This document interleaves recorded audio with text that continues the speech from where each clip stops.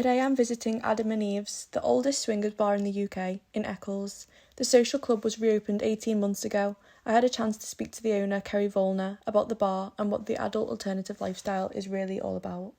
My name's Kerry, I live in Stretford and our club is in Salford.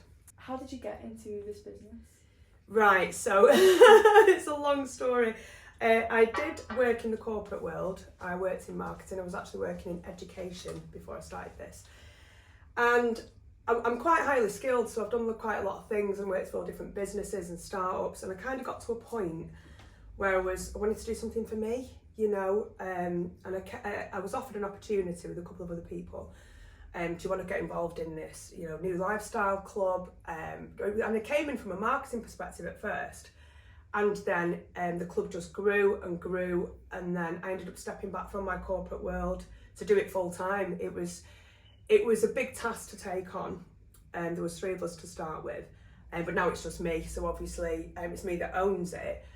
But taking that task on because the others kind of stepped back, it's been really challenging. But obviously we're here today, we've made it work. You know what?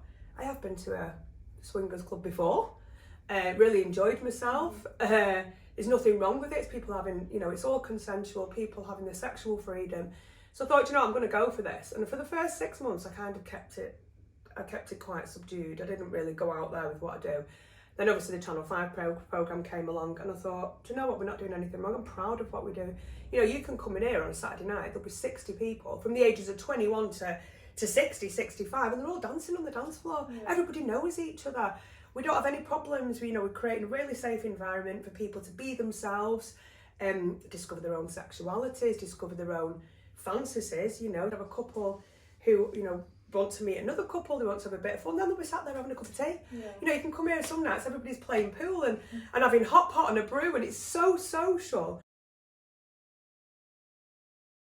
And I've had a lot to learn myself, a lot about, you know, industry etiquette, how it's a very sensitive environment.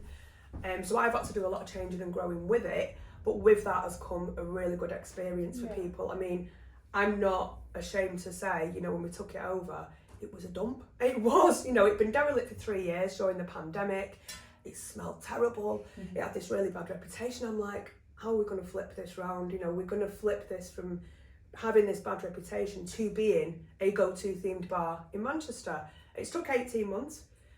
We are non-stop constructing, renovating, as we were still renovating the whole downstairs now. Every weekend now people are coming here to find themselves, have a safe space, and they know they are safe. That's the main thing that I drill into everybody. Our safety policies, very, very strict. You have to be a member. It's a private members club, therefore we're not open to public scrutiny anyway. But if you are not a member, then you have to have your passport or your driving licence. You have to fill in a basic form, and obviously the rules. You will then get shown around the rooms personally by a host, and then the host will determine whether it's for you, because it might be that our club's not for you. It's not for everybody. It might also be that you're not for the club. Yeah. You know, there has been instances we've shown people around and they've been a bit uncomfortable, so we said, look, go and have a think about it and then come back. Because one thing we won't do is push our lifestyle onto anybody else. It's not for everybody, but that's the key word here. We are a lifestyle, and it's a lifestyle choice. So we're now providing safe spaces for people to have that sexual freedom that they want. Before I took this over, I didn't have a clue how big this industry was, you know. And even in my own mind, you get this term swingers, and it just creates in the mind this really old stigma, you know, people, dirty old men in a club, and it's the complete opposite. You know, you can come in here on a Saturday night, like I say, and you'll have a dance floor full of people in their 20s, all just raving and enjoying themselves. You'll get couples who want to be friends. The amount of people who end up with relationships who come in here is unbelievable. We've had 2 weddings since we've opened. Really? With people who've met in here, we've had 2 weddings since we've opened. Yeah, we've been to joint stag and hen do's. We've had a joint stag and hen do in here. We've done all sorts, honestly. I do think attitudes are changing, and I think they've changed in the past 18 months since we've had this bar. People now know who we are, but it's took a while to establish itself, like anything does. But now we have rarely any problems. You know, people know it's a themed bar. I mean, I put something on my personal Facebook, not last week, the week before, just before the Channel 5 programme aired, saying, look, this is what I've done, this is what we've achieved, this is what we're doing moving forward, and I'm not ashamed. And I was expecting some negative comments and I didn't get a single one. Yeah. I think people are starting to realise that it's sexual freedom and you can be who you want to be, and that's okay. You know, there's no restrictions and it's all consensual. It's all behind closed doors, it's all private network. You know, we have a lot of people who come in who aren't in the adult lifestyle, they just come for the social, and that's fine too. You know, some nights in here, I would honestly say it's about 50% social. We can have people in there in the 60s and 70s on a Saturday night, all mingling with people in the 20s, and it's just because you're all in the same lifestyle, you've got the same mindset. Kerry has partnered up with Newcastle University in hopes that polyamory will become a normalised sexual orientation along with the LGBTQ+. Yeah, so I was approached about a year ago by Professor Chris Haywood, who specialises in the adult alternative lifestyle. He's done 25 years of research, and he messaged me asking, at first he asked could he just do an interview by email about the club. And I said, well, hold on. I said, because when I did my masters, I had a lot of people helping me. I'd really like to give back. So instead of this, because he teaches postgraduate students, why don't you just come to the club and see for yourself? So he said, oh, okay then. So he came that weekend, this is like I say about a year ago, and he was here till close. He was having a drink with everyone, and he was like, do you know what, in terms of research, this has put me right in the middle of where I needed to be. Everyone loved him. Everyone was like, oh, we've got a professor in the club, and they absolutely loved him. So then I got involved with Swingathon, which is the UK's biggest festival for the lifestyle. And I suggested to Swingathon, why doesn't Chris come along to do some real research? Because you're in the heart of you're in the heart of where you need to be to do some proper grassroots research. So we made that connection. And I remember Chris saying to me, I don't think anyone will speak to me. And I said, I think you're wrong. I said, people are so challenged now to try and reduce this stigma, because that's what it is. It's old dated 40-year-old stigma that comes in the last. So people have been doing this since the Roman days, you know, and it's only now people are starting to think, oh, there's not actually anything wrong with this. So he came to the festival and he took 250 surveys he filled in. So that was big for the research, for the Newcastle University. He went back with all this data, qualitative data. People were sat around his store just talking to him about their lives. So obviously he's took all this data, qualitative and quantitative, you'll know it being a student, and he was pleased as punch. So now we've strengthened that relationship. I know I was mentioned to you before that we don't have a condom supply. That is the only issue I have as a business owner, is that there's no condom supply for businesses like myself, but they are supplied to the gay clubs and to other clubs in Manchester where all sexual activity happens, but they're not supplied to clubs like mine.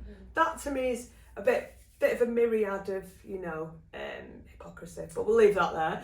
We went and did some research of around 30 organisations in Greater Manchester asking could we get some condom supplies, and we just kept hitting brick walls. So in the end, I reached out to Newcastle University, and they're now going to be sponsoring our Safe Sex initiative.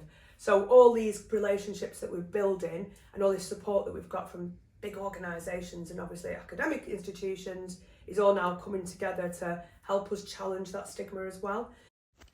A big part of Kerry's business journey has been the loving community surrounding her and other local businesses showing their support for her bar. I wouldn't want to, at this point, have a business anywhere else other than Liverpool Road because of the support. Honestly, even the beauty salons, because there's a lot of beauty salons, there's a lot of food places, a lot of kebab shops, a lot of Turkish barbers, and everybody gets on with everyone. They don't see it as a sex club, which we're not. We're an adult alternative lifestyle bar. They just see it as another business. The community, honestly, it's brilliant. I couldn't ask for anything better. And it's a very sober environment. If somebody came to the door with a litre of vodka, I'm sorry, you're not coming in with that, darling. Nobody's drinking a litre of vodka to themselves 2 nights on these premises. It's just not happening. So if somebody comes in with like a quarter bottle, that's fine. You have to buy your mixers from us. We have to pour your drinks. We will not let anybody pour their own drinks. It's very, very, very strict. People are used to it now, and they'll just bring a couple of cans and then they'll go on water. Like I say, it's not like any other bar. It's unique in itself of how people manage the behaviours. We're a very behaviour-driven business. So, for example, like I say, it rarely happens because of how we manage everything at that door. But if somebody comes in and I or one of the staff will feel that getting too intoxicated, you will get your drink stopped. You will then go on water. If you are then drunk, you will then be asked to leave. Because one thing I will not have is one drunken person in this bar. I always say one bad apple can ruin the cart. If you've got one drunk person and they're falling about and falling into people, I don't want you in the premises. Yeah. I really don't, because it can ruin the vibe for everyone else. And even though I'm quite sure I can be very good at kicking people out when I need to, even though we rarely do, but there has been the odd occasion. Obviously, every bar's the same, but in terms of safety and security, we're up there, and we just won't falter on it. And that in turn makes our experiences brilliant for everyone, because they know there's no trouble. They can be themselves, they can be happy and free and carefree, and there's going to be no trouble. You know, we won't even have anybody making anybody feel uncomfortable. That's not the rules. You're here to, as soon as them doors close behind you, the whole world changes. This is your environment for you to be yourself, whether you are bi like me and you want to meet other people, whether you are trans, whether you are a couple, whether you just want to come for the social. You are here for a safe time, and that is one thing I will drum into everybody.